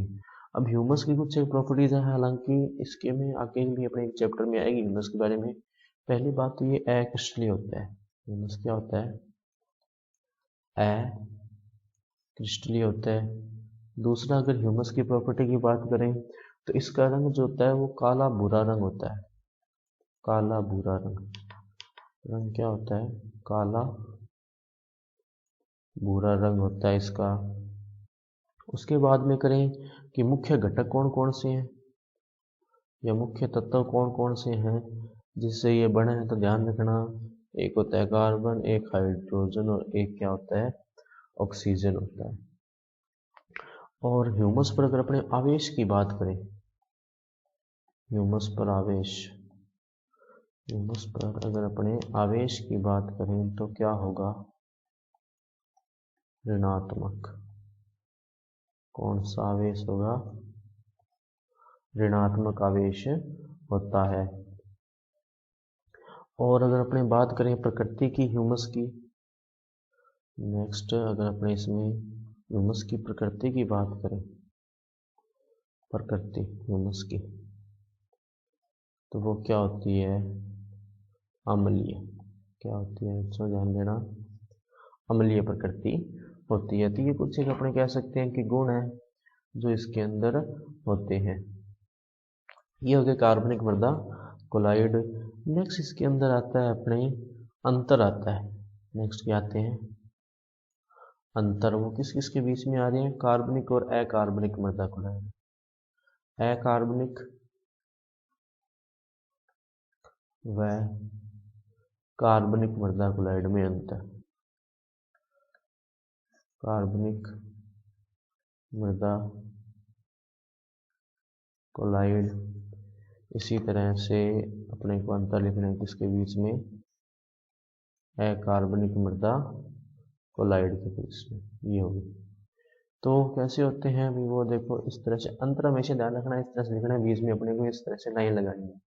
पहली बात तो जो अकार्बनिक होता है उसमें कौन कौन से होते हैं, सिलिकेट, क्या होते हैं, सिलिकेट, आयरन और एल्यूमिनियम। एल्यूमिनियम ये होते हैं, एल्यूमिनियम ऑक्साइड, ठीक है, एल्यूमिनियम ऑक्साइड। वहीं अगर अपने बात करें कार्बनिक तो उसमें क्या होता है, ह्यूमस, क्या होता है बच्चों, ह्यूमस। दूसरा अगर इसमें अपने बात करें तो ये जो बने होते हैं वो किसके बने होते हैं, FeAl O और Si, इससे मिलकर बने होते हैं। और ये किससे मिलकर बनते हैं, कार्बन, हाइड्रोजन और ऑक्सीजन से। ये क्या होते हैं, अगर नेक्स्ट इसमें बात करें अपने तो जो अकार्बनिक मृदा कोलाइड होते हैं ये मुख्यतः खनिज होते हैं, द्वितीयक प्रकार के खनिज पदार्थ होते हैं ये। और इसकी अगर अपने बात करें तो ये क्या होते हैं, कार्बनिक पदार्थ हैं। ह्यूमस क्या है, मुख्यतः कार्बनिक पदार्थ है। और नेक्स्ट अगर अपने बात करें, एक और चीज ध्यान देना बच्चों, अपने ये पीछे जो किया था ह्यूमस के गुण, इसकी जो धनायन विनिमय क्षमता है CEC या जल धारण क्षमता है वो अकार्बनिक खनिजों से ज्यादा होती है। अकार्बनिक मृदा कोलाइड जो होती है, अकार्बनिक मृदा कोलाइड से अधिक होती है, ये ध्यान देना बच्चों। इवन मोंट मोर्लोनाइट जिसकी अपने बात की थी, यहाँ पर अपने देखा था कि मोंट मोर्लोनाइट का जो है धनायन विनिमय क्षमता, आंतरिक पृष्ठीय क्षेत्रफल वगैरह वो सबसे ज्यादा थी, धनायन विनिमय क्षमता, आकार जो है वो कम था। लेकिन जो ह्यूमस होता है, लेकिन ध्यान देना बच्चों, जो ह्यूमस होता है उसकी धनायन विनिमय क्षमता और आकार जो होता है वो आकार तो मोंट मोर्लोनाइट से भी कम होता है, धनायन विनिमय क्षमता, जल धारण क्षमता वगैरह वो मोंट मोर्लोनाइट से भी क्या होती है, ज्यादा। तो यही बात ये यहाँ पर भी बोलेगा क्या, कि जो अपने अकार्बनिक खनिज पदार्थ होते हैं उनकी जल धारण क्षमता, जल धारण क्षमता या धनायन विनिमय क्षमता, धनायन विनिमय क्षमता क्या होती है, कम, और इनकी क्या होती है, ज्यादा। ये क्या होती है बच्चों, ध्यान, ज्यादा। अब दोनों ही ऋणायन होते हैं, तो ऋणायन का स्रोत जो होता है, ध्यान देना कि चाहे तो आप बात कर लो अकार्बनिक मृदा कोलाइड की, चाहे कार्बनिक मृदा कोलाइड की, दोनों पर्यावेश कौन सा होता है, ऋणावेश होता है। यहाँ पर ऋणायन का जो स्रोत होता है, ऋणायन का जो स्रोत होता है वो क्या होता है बच्चों, ध्यान देना, किसमें, अकार्बनिक मृदा कोलाइड में, ये होता है OH माइनस आयन या हाइड्रोक्सिल समूह कह सकते हो। यहाँ पर अगर अपने ऋणायन के स्रोत की बात करें तो यहाँ पर कई सारे होते हैं, हम जैसे COH हो गया, एक OH इसमें भी होता है, और उसके अलावा फिनोलिक समूह है, क्या होते हैं बच्चों, फिनोलिक समूह, ये होते हैं ऋणायन के स्रोत। और सबसे बात लास्ट में आती है कि धनायन विनिमय क्षमता, धनायन विनिमय क्षमता कितनी होती है वो देखो भाई, धनायन विनिमय क्षमता कितनी होती है, धनायन विनिमय क्षमता। तो जो अकार्बनिक मृदा कोलाइड होते हैं उनकी धनायन विनिमय क्षमता जो होती है वो होती है लगभग 3 से 100 सेंटीमोल पर केजी। ये जो मैंने लिखा है ना सेंटीमोल पर केजी, ये मात्रक है वास्तव में किसका, धनायन विनिमय क्षमता का। वहीं अगर अपने बात करें जो कार्बनिक मृदा क्लोराइड है उसकी विनिमय क्षमता, तो इसकी होती है लगभग 150 से 300, 150 से 300 सेंटीमोल पर केजी। ठीक है बच्चों, नेक्स्ट इसमें अपने आता है कार्बनिक क्लोराइड के गुण।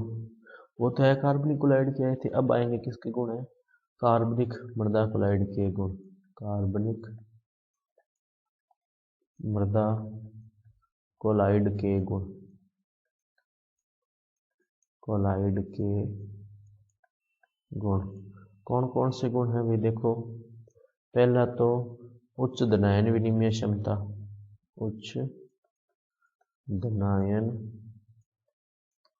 विनिमय क्षमता, धनायन विनिमय क्षमता क्या होगी, ज्यादा।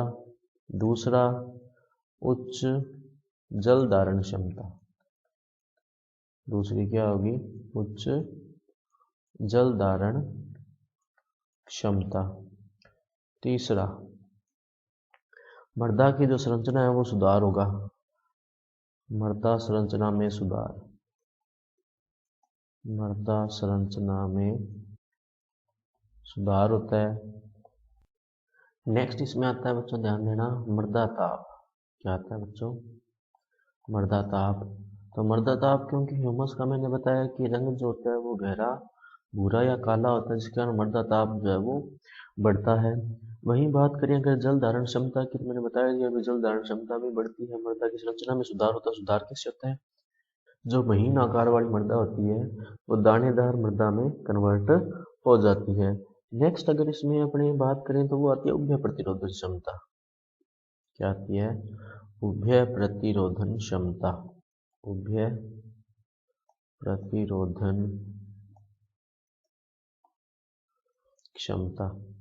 तो ध्यान रखना, उभय प्रतिरोधन क्षमता जो होती है ह्यूमस की वजह से वो बढ़ती है। उभय प्रतिरोधन क्षमता का मतलब होता है कि किसी मृदा का वह गुण जो थोड़े से अम्ल या क्षार की उपस्थिति में अपनी पीएच में परिवर्तन नहीं होने देता। जैसे मान लो यूरिया मिला रहे हैं, तो यूरिया अम्लीय प्रकृति का उर्वरक है, वो मिलाने से अगर उसकी पीएच चेंज नहीं हो रही है तो वो इसका कारण क्या है, मृदा की उभय प्रतिरोधन क्षमता ज़्यादा है। उभय प्रतिरोधन क्षमता जितनी ज़्यादा होती है उतना ही अच्छा रहता है। और वही इसमें जो लास्ट में वही बात आ जाती है पोषक तत्वों वाली, पोषक तत्वों की उपलब्धता, पोषक तत्वों की उपलब्धता की बात आती है तो वो भी क्या होती है, उर्वरक की वजह से या ह्यूमस की वजह से बढ़ती है। क्योंकि पोषक तत्व जो होते हैं, एक तो ह्यूमस में खुद में पोषक तत्व होते हैं, दूसरा इसकी वजह से पोषक तत्वों का जो अधिशोषण होता है वो भी बढ़ जाता है, जिसके कारण ये कह सकते हैं अपने कि मृदा के गुणों में सुधार होता है और पोषक तत्वों की संख्या भी बढ़ती है। लास्ट आता है सुगठ्यता और ससंजन। और ह्यूमस में ससंजन और सुगठ्यता क्या होती है, कम। ये एक गुण जो होता है अपने कह सकते हैं कि कम होता है इसमें। इसको मैं थोड़ा अलग पेन से लिख देता हूँ आपके लिए, सुगठ्यता और ससंजन। लास्ट में इसमें गुण कौन सा आता है बच्चों, ध्यान देना, सुगठ्यता व ससंजन। तो ध्यान देना कि सुगठ्यता और ससंजन जो होता है ये क्या होता है, कम होता है। ठीक है, तो ये गुण हो गए किसके, कार्बनिक मृदा क्लोराइड के। इसमें बस ये ध्यान रखना, विनिमय क्षमता कितनी होती है, एवरेज तो 2 होती है, और रेंज की अगर अपनी बात करें तो वो कितनी होती है, 100 से 300 सेंटीमोल पर केजी। इस तरह से ये हो गया। नेक्स्ट इसके अंदर आता है मृत्तिका के कणों पर आवेश की उत्पत्ति। क्या आता है बच्चों, मृत्तिका के कणों पर आवेश की उत्पत्ति। मृत्तिका कणों पर आवेश की उत्पत्ति, ये अपनी बात की भी, मृत्तिका या जो अकार्बनिक मृदा क्लोराइड है उसके ऊपर ऋणावेश होता है। क्या होता है, ऋणावेश होता है। अब ये हुआ क्यों है वो देखो भाई, इसके 2 कारण आते हैं मेनली। मृत्तिका कणों पर आवेश की उत्पत्ति के 2 कारण आते हैं। पहले तो हैं खुले क्रिस्टलीय किनारे। क्या आते हैं, खुले क्रिस्टलीय किनारे। और दूसरा इसके अंदर जो आता है वो आता है समाकृतिक प्रतिस्थापन। क्या आता है, समाकृतिक प्रतिस्थापन। अब क्या होता है ये, वो देखो भाई, खुले क्रिस्टलीय किनारों की बात करते हैं अपने। सबसे पहले इसकी अपने कॉपी कर लेते हैं यहाँ पे, या इसकी कॉपी होगी यहाँ पे, और इसको जो है हम अपने माइनस कर देते हैं ये वाले, ठीक है, ये हो गया, इसको डिलीट कर देते हैं। अब ये क्या होते हैं वो देखो भाई, कि सिलिका और एल्यूमिना वगैरह जो होते हैं उसमें सबसे पहले देखा कि अपने मोंट मोर्गनाइट की संरचना की बात की थी, केओलिनाइट, एलाइट की, तो इनके क्रिस्टल होते हैं और क्रिस्टल के किनारे भी होंगे। अगर क्रिस्टल है तो उसके क्या होंगे, किनारे। अब वो जो किनारे पर बैठा हुआ है जो धनायन है, वो क्या होता है, उस सतह को छोड़ देता है। असल में उस सतह को छोड़ने से क्या होता है, वहां पर क्या आ जाते हैं, ऋणावेश आ जाते हैं। तो ये इसमें होता है क्या, कि जो संयोजकताएं होती है, कि जो किनारों की जो संयोजकता होती है, संयोजकता क्या होती है, पूर्ण नहीं होती। संयोजकता पूर्ण नहीं होती, जिसके कारण क्या आता है, ऋणावेश आता है। और सतह पर ऑक्सीजन व OH समूह होते हैं, और इसीलिए सतह के ऊपर आवेश कौन सा आ जाता है बच्चों, ध्यान देना, ऋणावेश आ जाता है।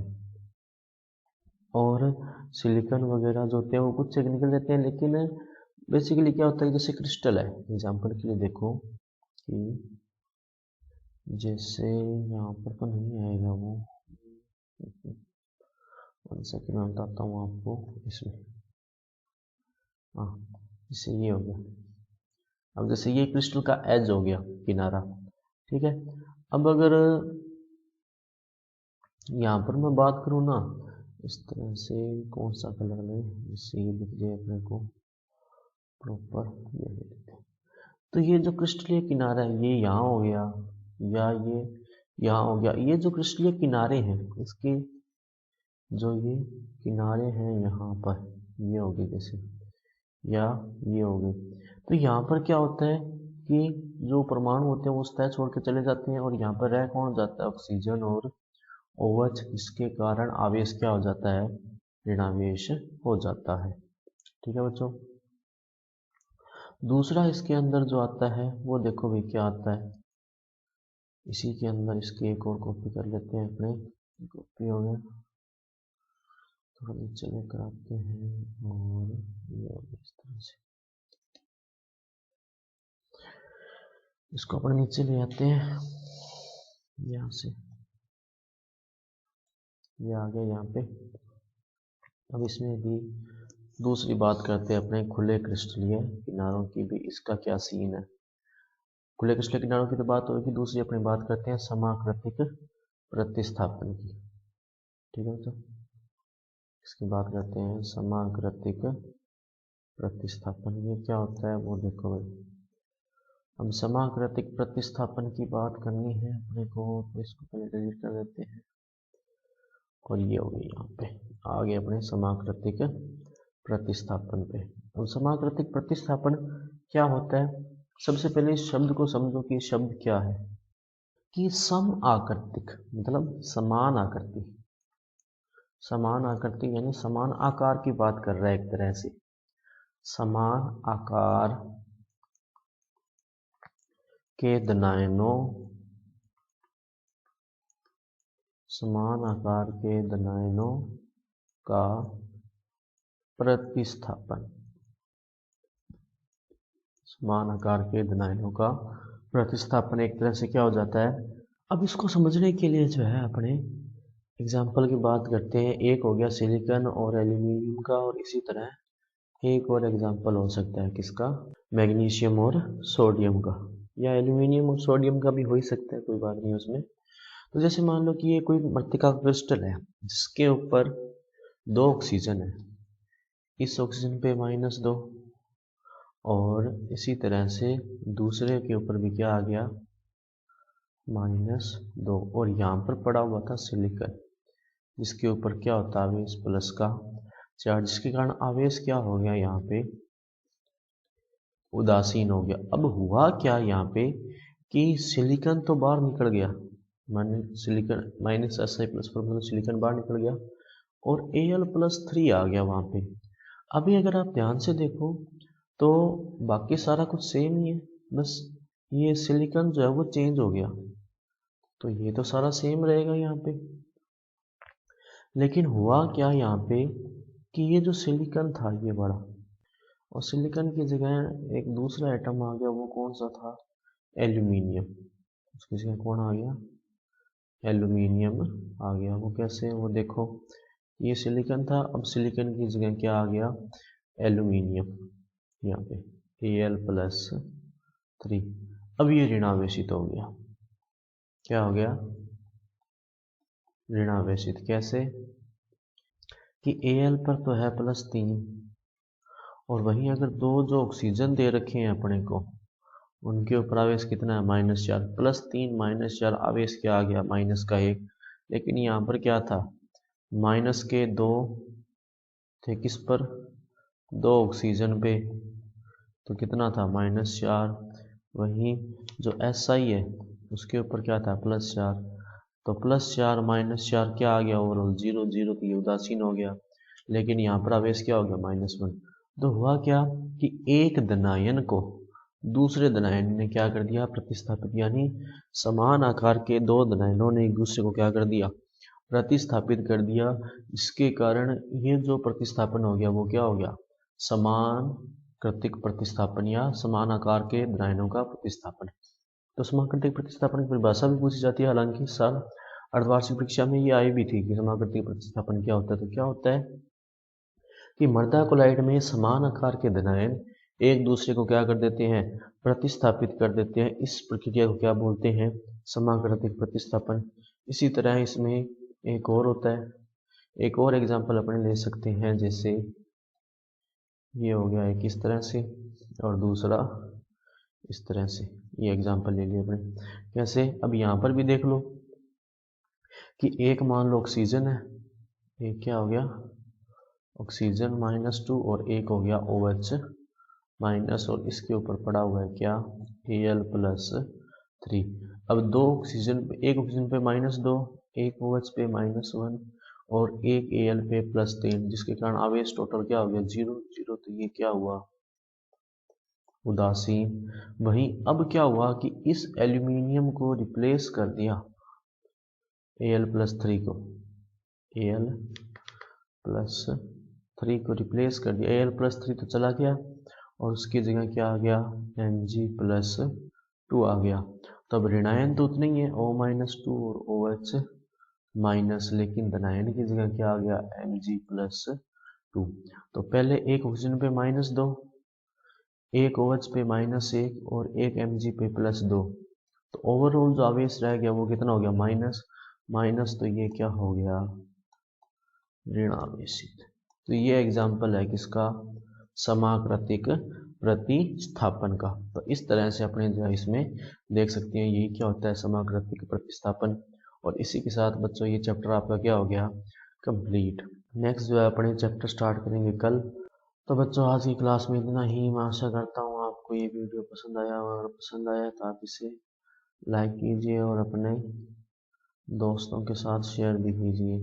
और अगर अब तक आपने इस चैनल को सब्सक्राइब नहीं किया है तो सब्सक्राइब कर लें, और हमारे जो यूट्यूब, जो इंस्टाग्राम, टेलीग्राम के चैनल है वो भी ज़रूर ज्वाइन कर लें, क्योंकि वहाँ पर भी काफ़ी सारी अपडेट्स वगैरह और मिलते रहते हैं। और अगर आपको ये PDF चाहिए इस चैप्टर की तो वो आपको हमारे टेलीग्राम चैनल पर मिल जाएगी। तो धन्यवाद बच्चों, मिलते हैं कल।